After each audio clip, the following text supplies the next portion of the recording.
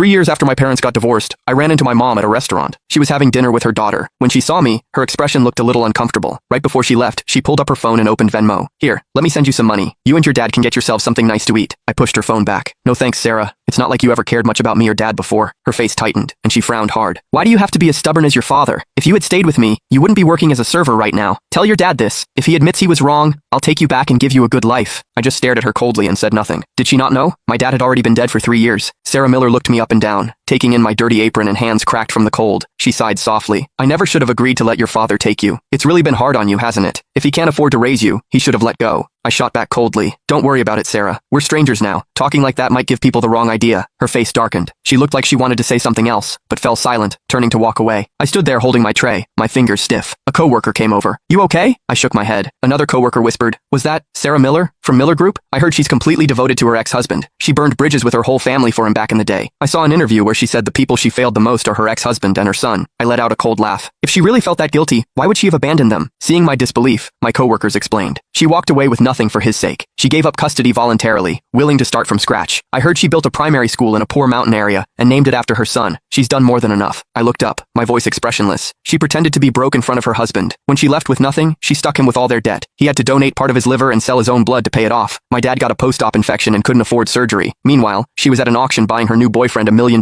watch. She wouldn't even pay for my dad's medical bills. And to protect some guy she was seeing, she hit me so hard she damaged my ear. I can't play the piano anymore because of her. Everyone went quiet. My coworker's eyes went wide.